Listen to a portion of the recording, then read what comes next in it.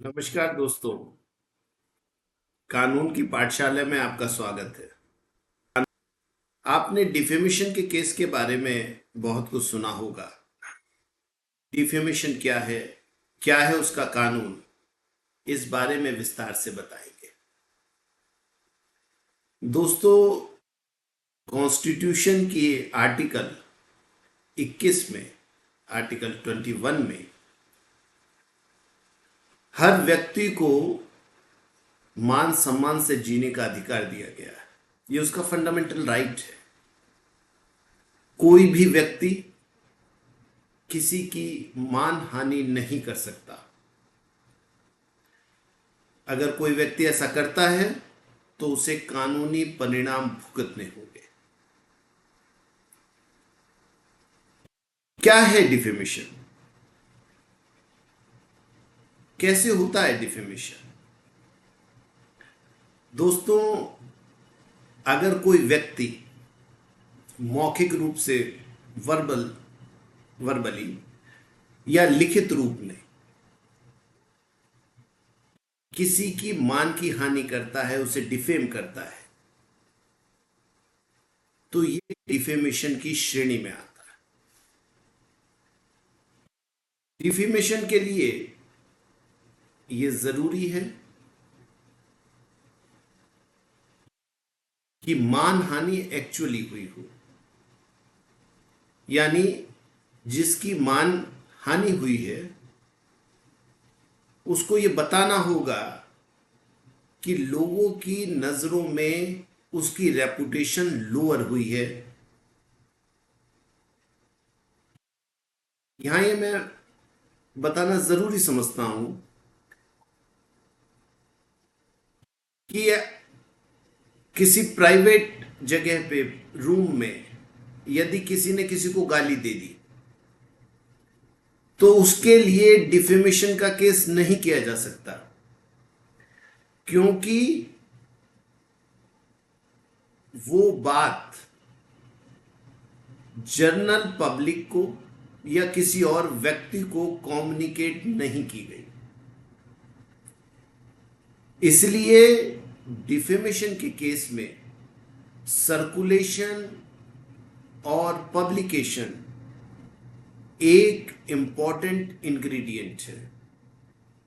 ये एक ऐसा तथ्य है जिसको आपको अपने केस में बताना अनिवार्य है।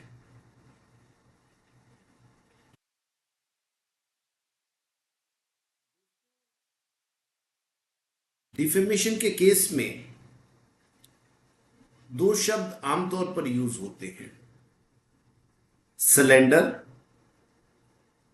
And liable. Defamation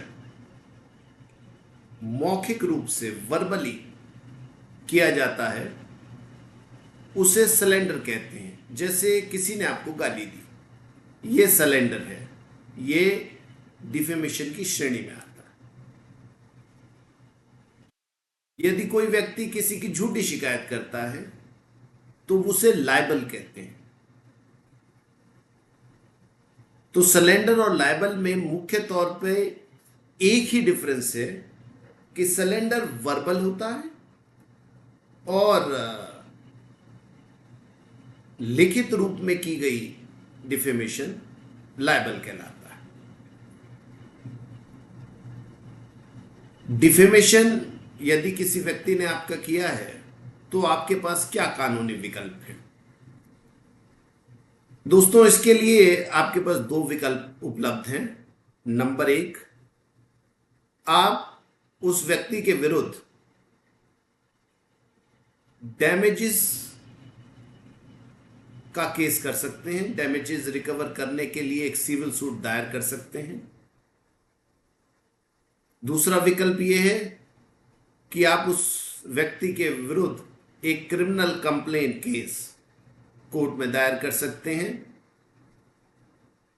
criminal complaint case को दायर करने का प्रोविजन इंडियन पीनल कोड की धारा 499 एवं 500 में दिया गया है।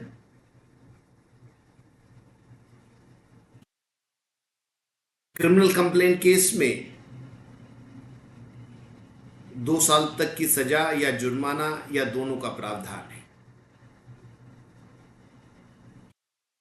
कई बार लोग ये सवाल करते हैं कि डिफेमेशन कौन कर सकता है।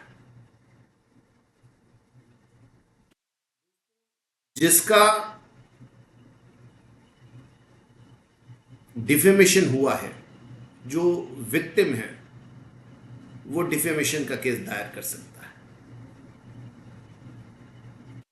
कई बार लोग ये सवाल करते हैं कि क्या कंपनी या कोई संस्था भी डिफेमेशन का केस कर सकती है? जी हां, कंपनी और कोई संस्था अगर उसकी रेपुटेशन को किसी प्रकार की हानि हुई है तो वो भी डिफेमेशन का केस कर सकती है। एक सवाल कई बार ये पैदा होता है कि जो व्यक्ति मर गया, जो डिसीज्ड है, क्या उसकी भी मानहानि हो सकती है? जी हां, कानून में इस बात का भी प्रावधान है कि अगर कोई व्यक्ति मर गया तो भी उसकी मानहानि नहीं की जा सकती।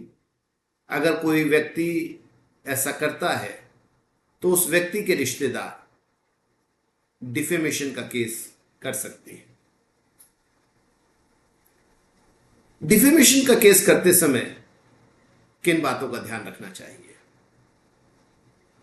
दोस्तों, चाहे आप सिविल सूट रिकवरी डैमेजेस को रिकवर करने के लिए डालें या क्रिमिनल केस क्रिमिनल प्रोसिक्यूट करने के लिए डालें, आपको इस बात का ध्यान रखना चाहिए कि डिफेमेशन से रिलेटेड सारे तथ्य आपको आपकी पिटीशन में प्रॉपरली एक्सप्लेन करने होंगे।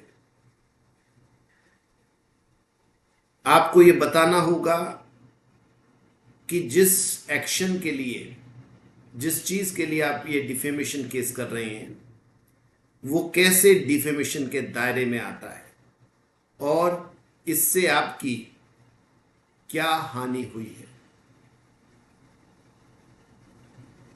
डिफेमेशन के मामले में एक और शब्द कई बार प्रयोग किया जाता है, डिफेमेशन पर से। ये डिफेमेशन पर से क्या है? दोस्तों, डिफेमेशन पर से एक लीगल कॉन्सेप्ट है। अगर कोई शब्द या लिखित रूप में किया गया कोई कम्युनिकेशन अपने आप में ही डिफेमेटरी है तो उसे डिफेमेशन पर से कहा जाता है और इसके लिए आपको ये बताने की आवश्यकता नहीं है कि आपकी क्या एक्चुअल हानि हुई। जैसे अगर किसी ने आपको गाली दी तो ये डिफेमेशन पर से है। इससे आपकी क्या एक्चुअल हानि हुई, इस बात को कानून या आपको अपने केस में सिद्ध करने की रिक्वायरमेंट नहीं है। ये डिफेमेशन पर से है। दोस्तों, सुप्रीम कोर्ट ने भी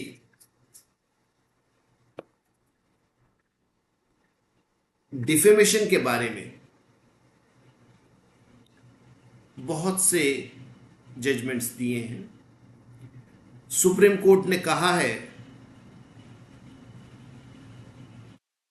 कि कॉन्स्टिट्यूशन सबको freedom of speech and expression देता है, लेकिन उसकी भी एक लिमिट है। आप फ्रीडम ऑफ स्पीच के आड़ में किसी की मानहानि नहीं कर सकते।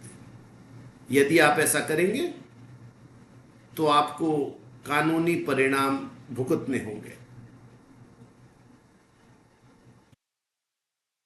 दोस्तों, डिफेमेशन के बारे में एफआईआर रजिस्टर नहीं कराई जा सकती। डिफेमेशन का केस कोर्ट में ही दायर करना होता है। आजकल सोशल मीडिया का जमाना है। लोग सोशल मीडिया पर डिफेमेटरी चीजें सर्कुलेट करते हैं। जो लोग ऐसा करते हैं उनके विरुद्ध डिफेमेशन का केस किया जा सकता है। कई बार ये क्वेश्चन होता है कि क्या न्यूज़ रिपोर्टर्स और एडिटर्स के खिलाफ भी डिफेमेशन का केस किया जा सकता है?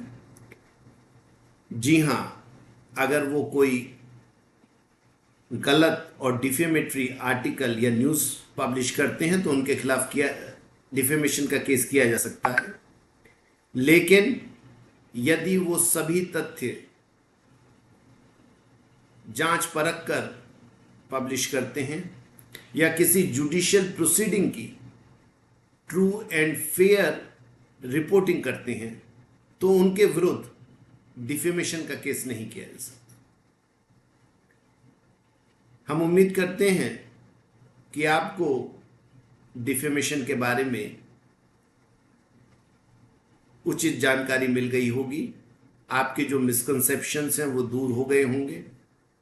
यदि फिर भी आपके कोई सवाल हैं तो आप हमारे कमेंट बॉक्स में डाल सकते हैं, हम उनका उत्तर देने का प्रयास करेंगे। धन्यवाद।